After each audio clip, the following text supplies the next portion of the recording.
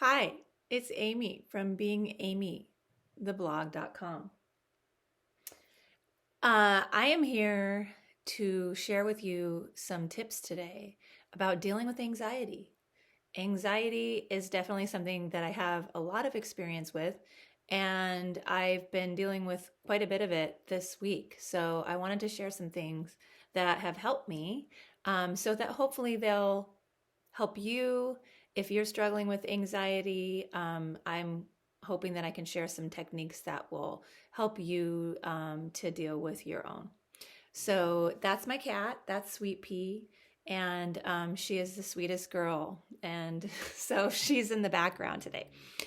So, over the last week, as you know, I've been dealing with a lot in my quest to create an inner foundation that can hold the vibration of peace. And so the universe has been so generous in sending lots of opportunities for me to learn and grow and to clear, so that I can hold the vibration of peace inside my body and in my being. And so I've noticed I've been experiencing a lot of anxiety. And for me, the anxiety is this feeling kind of in my solar plexus, a kind of a fluttery, uncomfortable feeling. And it makes me feel restless, and it's difficult to concentrate, and it's difficult to be present.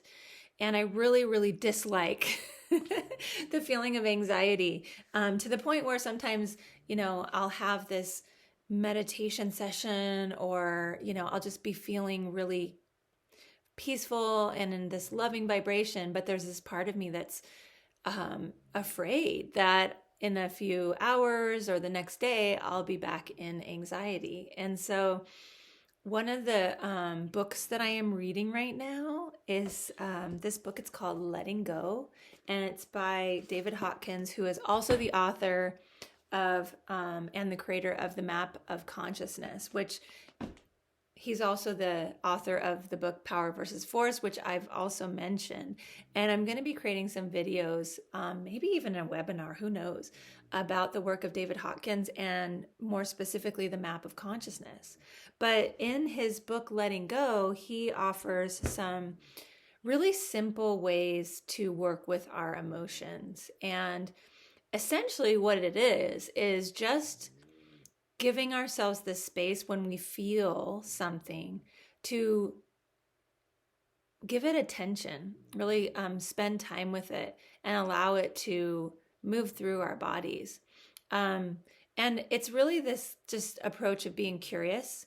And so the thing that I know about anxiety is that it is a cover emotion. It covers other emotions. And so it's kind of this emotion that distracts us from something deeper that's underneath.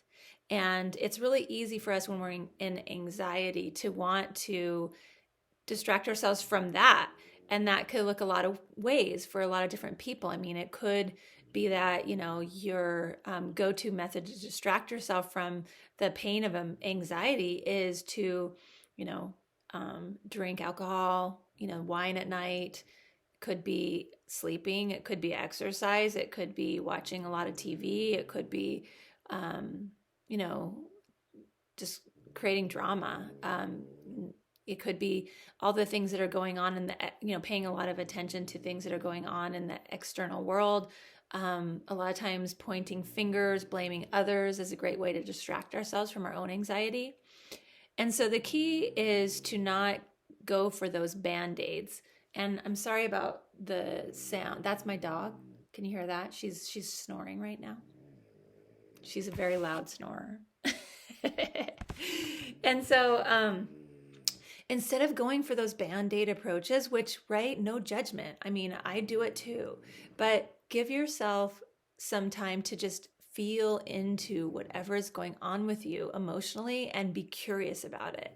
And so just as an example, I did this twice last week. And the first time I did it, I realized that underneath my anxiety, when I really just stopped to feel it and get curious about it and really ask myself, what is underneath this anxiety, what I realized is that there was a lot of sadness underneath my anxiety. And one of the things that David Hawkins says in Letting Go is that if you're dealing with something really overwhelming, like say the pandemic, right? There's a lot of different components there that could potentially be leading you into emotional pain. And so the key is to break those components down. And so for me, what I realized is that when I got curious about my anxiety, it was a lot of grief that had to do with the experience that I'm having coping with what's going on with the pandemic. There's a lot of different things there. And one of the things that I really noticed brought up a lot of grief for me was the experience that my kids are having, and me having to just witness them dealing with a lot of stress and trauma from having to go through the pandemic, and just a lot of unpredictability, and just a lot of having to cope with things that they're not very equipped to cope with, just some a lot of having to support them emotionally. That has been really hard for me, and I didn't realize how hard it has been until I stopped to get curious about my anxiety and realized that it was grief and sadness over what's been going on in the world, and how that's been impacting my family. And so that was one component of the sadness that I was feeling. And I just allowed myself to really feel those feelings. And so what that meant was that I had to do a lot of crying. And then I broke it apart into other things that were impacting me, that were causing me to feel sad, contributing to the sadness. And, some of that is just the polarization that we're experiencing in our culture over things like vaccines and politics, and just so many people who are so set in their own point of view that they can't see the humanity of other people, and so much shaming and judgment. And that has really been a hard one for me. And so I had to allow myself to feel that sadness and feel those feelings. What was really interesting when I did this, and I kind of broke up the different components of the pandemic experience and where I was feeling sad, it sort of opened up this, what do I want to say, reservoir maybe of sadness that I didn't realize was even there. There was a lot of sadness, some leftover grief about losing my mom, a lot of sadness over some things that are happening with family members. Some of my family members who are in just a lot of anger, and some of my family members who I love very much who are not speaking to each other, and really just this feeling of helplessness that there's very little that I can do. So I ended up feeling a lot of my feelings over that. There was a lot of grief underneath the grief that I was experiencing over the pandemic. And so what I realized is that it's sort of like, if you allow yourself in and get curious about the anxiety, it's going to expose to you some emotions that are hiding there. When you allow yourself the space to feel those emotions, then it can open up some insight into other places where you haven't been allowing yourself to feel your feelings. And so there was a lot of crying over the last couple of days. And, sometimes you can do things to help you cry. I know it's right. I'm telling you to go cry, but it is so important. Please do not, especially you men, please go cry. You have so much crying to do. Stop believing in these societal messages that say you can't cry. Our emotions need to flow. They need to be released, their energy. And if we don't allow them to flow, then they get stuck in our bodies and contribute to anxiety, which then contributes to all these coping mechanisms that aren't good for us. So cry. Some ways to cry. Watching sad movies. A lot of those romantic movies about the, a lot of those ones that my kids, they're 13 now, they like to watch.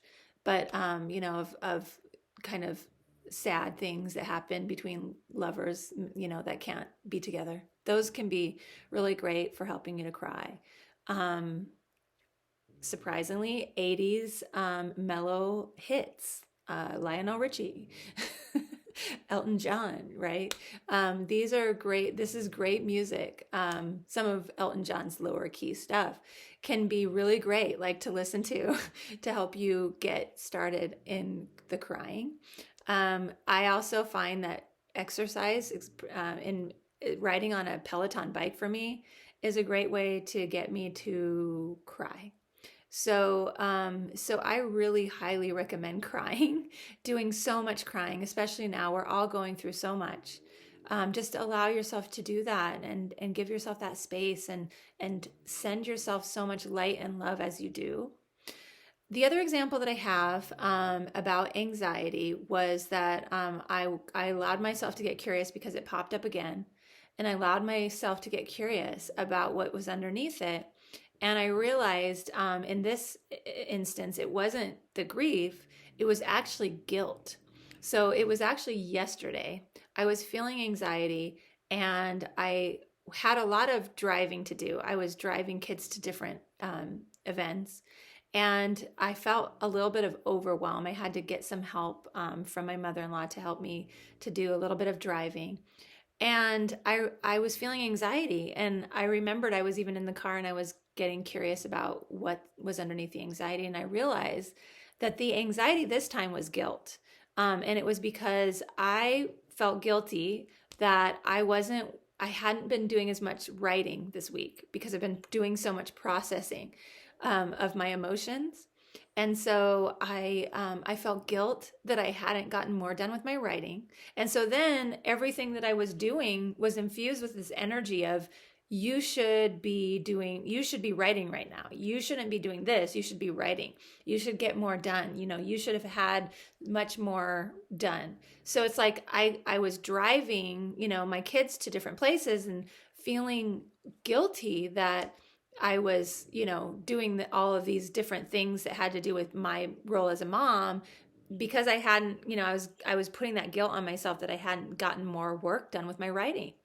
And then on top of that, I started to feel guilty that I felt that way. Like I felt guilty that I wasn't, that I would have rather been writing than driving my kids or, being present for my kids.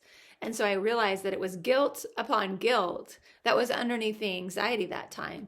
And so what was interesting was that after I allowed myself to kind of tune into that guilt and just drop it, because guilt, there's no upside to it. I know that we've all been trained that somehow guilt is, that it motivates us or that it keeps us in line. Guys, just drop the guilt, and gals, drop the guilt.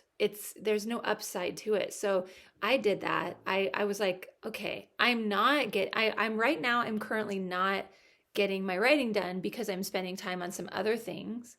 And now I'm going to be, driving my kids to places and going to my son's baseball game. And what would happen if I didn't have that guilt? And what I realized was that what would happen was I would be just, driving my kids to their gymnastics, waiting in the car and reading my book while I did, enjoying the breeze coming through the windows, taking my son to baseball, sitting there, enjoying him on a nice, beautiful sunny day, play baseball, doing what he loves, and getting to support him and getting to talk with the other parents. I mean, if I didn't have that guilt, I could just be present and in the moment and enjoying my life as a mom. And that was a huge insight for me. And so when I was able to be curious about what was underneath the anxiety and I found all that guilt, I just dropped it. And, why guilt myself? I mean, I'm not writing. So why, there's nothing I could do about that. So why would I subject myself to that guilt, which is creating anxiety, which is leading me to be pretty miserable in the present moment. So I dropped it and I was able to be really present and enjoy my time, dropping my kids and reading my book while I waited for my daughter in gymnastics and going to the baseball game and enjoying that. And so those are some thoughts just from my own personal experience and the beautiful work of David Hawkins on how to work with anxiety. And it's interesting because as a coach, I have, I have a focus on the importance of feeling your feelings and allowing yourself that space. But this work really takes it to the next level where really any emotion that you're experiencing, instead of thinking, just allow yourself without the thoughts to just turn towards whatever emotion it is, whether it's negative or positive, and just completely allow yourself to experience it until the energy starts to flow and it starts to dissipate. And you'll realize that you just let that go. You let that experience go. So it's very profound. It's very powerful. I highly recommend David Hawkins' work. So grateful that I've come to it. So this is Amy Pearson. This is Being Amy, the blog. You can go to beingamytheblog.com to read more of my writing. Give me a like, give me a share, give me a subscribe. Thank you so much for watching this video, and I wish you the best. And if you are able to work with your anxiety, I'd love to hear how it goes and what you find underneath. Take care.